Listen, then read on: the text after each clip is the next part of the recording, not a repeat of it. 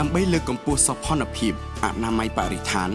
និងសណ្ដាប់ធ្នាប់ទីក្រុងនិងខណ្ឌក្នុងព្រះរាជាណាចក្រកម្ពុជានិងជាពិសេសដើម្បីចូលរួមចំណែកក្នុងកម្មវិធីអភិវឌ្ឍនានារបស់រាជរដ្ឋាភិបាលកម្ពុជាគណៈកម្មាធិការជាតិវិតម្លៃទីក្រុងស្អាតបានបង្កើតនៅចលនាប្រឡងប្រណាំងទីក្រុងស្អាតក្នុងឆ្នាំ2012មូលដ្ឋាននៃការវិតម្លៃទៅលើបេក្ខភាពនៃក្រុងនិងខណ្ឌនីមួយៗគឺផ្អែកលើសូចនាករគោលសំខាន់ចំនួន7ដែលមានដូចជាការរៀបចំនិងគ្រប់គ្រងបរិស្ថានភាពស្អាតការគ្រប់គ្រងសំណល់ការបញ្ជ្រាបការយល់ដឹងតំបន់បៃតងសុវត្ថិភាពសុខាភិបាលសន្តិសុខនិងសណ្ដាប់ធ្នាប់ទីក្រុងនិងសូចនាករហេដ្ឋារចនាសម្ព័ន្ធនិងសម្បទាទេសចរណ៍ហើយសូចនាករគោលទាំង7នេះត្រូវបានបែងចែកឲ្យកាន់តែលម្អិតបន្ថែមទៀតដើម្បីវិតម្លៃនិងដាក់ពិន្ទុឲ្យក្រុងនិងខណ្ឌបេក្ខភាពនីមួយៗការប្រឡងប្រណាំងទីក្រុងស្អាតលើកទី1ក្នុងឆ្នាំ2015កន្លងទៅនេះបេក្ខភាពក្រុងនិងខណ្ឌនីមួយៗបានអភិវឌ្ឍខ្លួននិងស្ថាបនានៅសមិទ្ធផលជាច្រើនស្របតាមសូចនាករដែលបានកំណត់គួរជាទីមោទនៈលទ្ធផលល្អប្រសើរទាំងនេះគឺបានរំលេចចេញតាមរយៈចំនួនផ្ការរំដួលដែលក្រុងនិងខណ្ឌនីមួយៗទទួលបានផ្ការរំដួលបៃតងគឺជាលទ្ធផលដែលល្អខ្ពស់ជាងគេហើយការប្រឡងប្រណាំងកន្លងទៅនេះគឺមានក្រុងរបស់ខេត្តបាត់ដំបងសៀមរាបកំពតកែបនិងខណ្ឌដូនពេញនៃរាជធានីភ្នំពេញដែលទទួលបានផ្ការរំដួល3តងនេះយើងនឹងទស្សនាទាំងអស់គ្នាថាតើសមិទ្ធផលអ្វីខ្លះដែលក្រុងនិងខណ្ឌទាំងនោះសម្រេចបាន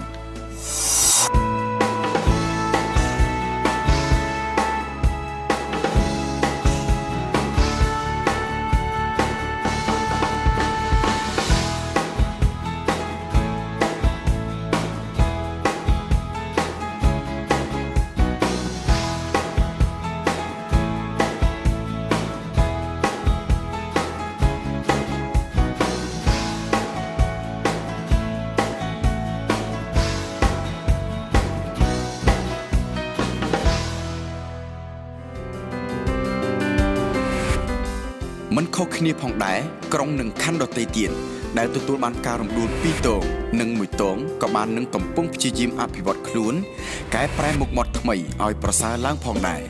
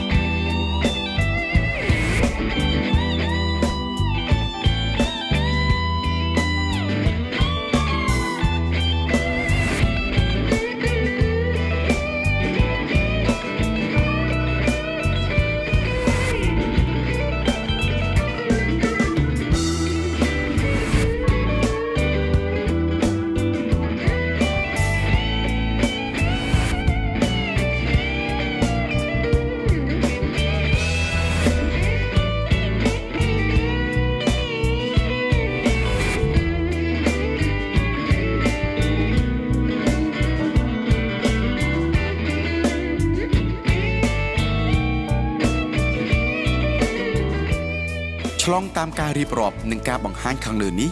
យើងជឿជាក់ថាការចូលរួមក្នុងការប្រឡងប្រណាំងទីក្រុងស្អាតគឺពិតជាមានសារៈសំខាន់ណាស់ដោយចលនាទាំងនេះបានជួយលើកកម្ពស់ជីវភាពនិងមជ្ឈដ្ឋានរស់នៅរបស់ប្រជាពលរដ្ឋនៅតាមបណ្ដាទីក្រុងនិងខណ្ឌនានា បានជួយពង្រឹងនិងលើកកម្ពស់រូបភាពនៅតាមបណ្ដាក្រុងនិងខណ្ឌនានាក្នុងព្រះរាជាណាចក្រកម្ពុជា